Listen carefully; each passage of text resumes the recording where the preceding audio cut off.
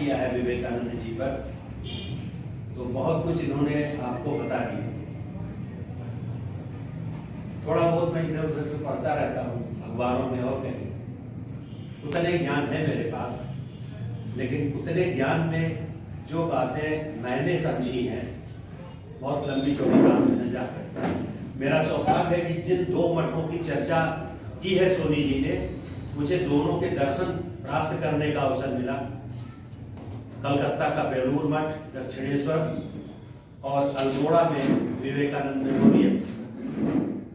हिंदी के सुप्रसिद्ध कवि हैं पंत जी, नाम सुना आपने? नहीं सुना? क्या नाम? सुमित्रानंदन पंत, प्रकृति के कवि कहे जाते हैं। उन्होंने अपनी कविता में लिखा है, कोई बच्चा माँ से पूछता है, माँ अल्मोड़े में जब आए थे जब राजर्षि विवेकानंद, एक कविता है पूरी, मशहूर कविता है। पहाड़ उनको प्रिय थे, लेकिन मोटी बात जो बच्चों को समझनी चाहिए कि उन्होंने युवाओं को नेतृत्व दिया, युवाओं को तरजीह दी। दुनिया को लीडरशिप सिखाने नहीं आए थे, वो जानते थे कि किसी भी देश की या दुनिया की शक्ल कोई बदल सकता है, कोई युवा पीढ़ी बदल सकती है।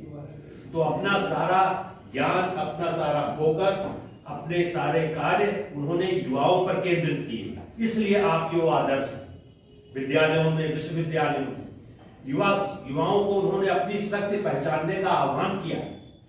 और दूसरी बात जो उन्होंने कही कि ताकत कहीं बाहर नहीं है, ताकत धार्मिक ग्रंथों में नहीं है, पूजा पाठ में नहीं है, मंदिर में नहीं है, ताकत आपके अंदर है।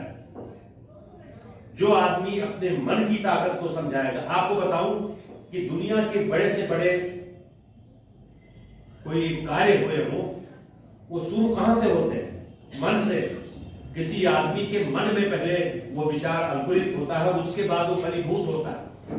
तो मन में उठा हुआ विचार धरातल पर कैसे आएगा, ये आपका काम है। अपनी मन की ताकत को पहचानने का, अपनी आंतरिक ताकत को पहचानने के लिए युवाओं को उन्होंने प्रेरित किया। तो इसलिए आप सबके लिए वो आदर्श पुरुष हैं। छोटी सी अल्पायु में ही उन्होंने बहुत बहुत काम किए अपने मन की ताकत से, और मन के आगे उनका धर्म, अध्यात्म, इस सब का कोई मतलब नहीं था। कहा जाता है कलकत्ता में अक्सर बड़ी बड़ी महामारियां फैलती थी, अकाल पड़ता था, तो एक बार प्लेग की महामारी में इन्होंने अपना सब कुछ साधारण लोगों की सेवा में गंवा दिया, और अंत में अपने मठ की भूमि भी बेचने के लिए तैयार हो गए कि मनुष्य के जीवन से बड़ा कुछ भी नहीं। तो आदमी की ताकत को उन्होंने पहचाना, और उन्होंने उम्मीद की कि हमारे युवा भी इस ताकत को पहचानेंगे। एक और काम उन्होंने किया। दुनिया जो खेमों में बैठी थी, अभी इन्होंने बताया कि सब अपने अपने धर्म की चर्चा करते थे, पूरा पश्चिम का चल रहा था। उन्होंने जो सबसे बड़ा समन्वय किया कि बहुत कुछ पूरब के पास है तो बहुत कुछ पश्चिम के पास भी है। शिकागो के धर्म सम्मेलन में जाने के लिए अंत में, हालांकि बैरिस्टर के उनके पिता थे, बहुत संपन्न थे, लेकिन अंत में उनकी स्थिति बहुत अच्छी नहीं रही, तो उनको वहां भेजने के लिए जो प्रयास किया, एक खेतरी स्टेट है, वहां के राजा महाराजा अजीत सिंह थे, जो इनकी बड़ी मदद करते थे और इनका बड़ा सम्मान करते थे, बड़ा स्वागत करते थे। उन्होंने इनके जाने के लिए सारी आर्थिक मदद, वहां से मुंबई तक की यात्रा और मुंबई से जहाज से अमेरिका की यात्रा, ये सारा प्रबंध उन्होंने अपने राजकोष से किया। लेकिन बचपन का नाम तो इनका अलग था, लेकिन जब ये वहां पर जाने के लिए तैयार हुए अमेरिका, तो इनका नाम सुना है, क्या था? है विविदिशानंद। इनका नाम था विविदिशानंद। राजा साहब ने कहा कि आपका नाम तो वो अमेरिकी बुला ही नहीं पाए। नहीं जानकारी तुम लोग की है, बहुत अच्छी प्रेस आपको तो होगी नहीं, लोग तो उन्होंने कहा ये काम और करना पड़ेगा कि अमेरिकी लोग आपसे तादाद स्थापित कर सके, आपकी नजदीकी समझ सके। जब आपका नाम ही विचित्र होगा तो याद नहीं रख पाएंगे। तो उन्होंने कहा आपकी नामकरण कर दीजिए, आपने यात्रा का प्रबंध किया है।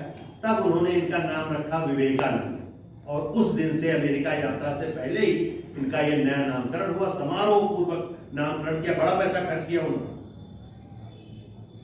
और वहां जाकर के बोला और घूमे, सब घूमने के बाद उन्होंने तमाम पत्रकारों के बीच में कहा कि मैं अपना दिल, अपना मन यहीं छोड़ के जा रहा हूं। तमाम लोगों ने महसूस किया इनको शायद कोई पसंद आ गया, तो सब वो नाम जानने के लिए आतुर हो गए कि बताइए वो कौन है जिसमें आपका मन यहां रह जा रहा है। उन्होंने बताया दो चीजें मिली हमको यहाँ। एक यहाँ की कार्य संस्कृति और दूसरे यहाँ के लोगों का अनुशासन। हमें अपनी कमियां भी समझनी चाहिए। हिंदुस्तान बहुत महान है, बहुत धार्मिक है, हम बहुत अच्छे हैं, लेकिन जो हमारी कमी है उसको भी हमें समझना चाहिए। इन्होंने बताया कि आपकी जो कार्य संस्कृति है और जीवन का जो अनुशासन है वो हमारे यहाँ नहीं है, इसको हमें सीखने की जरूरत है और ये बहुत बड़ी यहाँ से उपलब्धि लेकर के मैं जा रहा हूं। आजीवन लोगों को उसके प्रति वो प्रेरित करते रहे। तो पश्चिमी जगत में विवेकानंद को इसलिए विशिष्ट रूप से जाना जाता है कि उन्होंने पश्चिम पूरब का मेल कराया, इन्होंने सारी दुनिया को एक परिवार समझा। इनके बारे में बताया जाता है कि इन्होंने धर्म और विज्ञान इसमें तालमेल कराया, अध्यात्म और भौतिकतावाद बताया, जीवन के लिए दोनों चीजें जरूरी है, इसमें तालमेल कराया। तो इस तरह से पश्चिमी संस्कृति और पूर्वी संस्कृति दोनों को बताया कि दोनों मिलकर के ही विश्व का कल्याण कर सकते हैं। हमको अपने क्षेत्र को, अपने मस्तिष्क को छोटे छोटे कुंभों में बांटने की जरूरत नहीं है। ये विश्व संस्कृति के लिए बहुत बड़ा काम उन्होंने किया। और एक बार संभवतः यूनेस्को के डायरेक्टर थे, मुझे नाम इस समय याद नहीं आ रहा है, इन्होंने लंदन की एक बहुत बड़ी, यही थी ये सभा, क्या कहते हैं ये जो धर्म सभा, विश्व शिकागो में नहीं, एक लंदन में हो रही थी, पेरिस में सभा, जहां पर आमंत्रित किए गए थे यूनेस्को के निदेशक डायरेक्टर। और उन्होंने अपने संबोधन में बताया कि यूनेस्को ने 1995 में जो अपना चार्टर बनाया है, अपना जो पूरा प्रोग्राम बनाया है कि हम क्या काम करेंगे, ये बात बहुत पहले रामकृष्ण मठ में, रामकृष्ण मिशन में ही तय कर दी गई थी। और लगभग सारी वही चीजें आज हम दुनिया को एक करने के लिए, दुनिया को कल्याण देने के लिए वो बातें कर रहे हैं। ये चीज भारत में बहुत पहले पैदा हुई है, तो इनका योगदान तो बहुत अतुलनीय है, जिसकी जितनी भी चर्चा की जाए बहुत कम समय उनको जीवन के लिए मिला, लेकिन उतने कम समय में उन्होंने लोगों के जीवन को इतना प्रभावित किया। और पश्चिम में जिन दो लोगों का नाम प्रतिष्ठा से लिया जाता है वो यहाँ के महात्मा बुद्ध और स्वामी विवेकानंद। गांधी जी तो राजनीतिक क्षेत्र में प्रचलित शब्द हैं, लेकिन लोगों के मन में जिनके प्रति आस्था है वो महात्मा बुद्ध और स्वामी विवेकानंद है।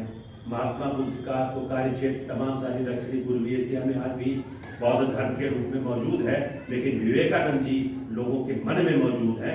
तो आज उनके इस जन्म दिवस के मौके पर हम सभी श्रद्धा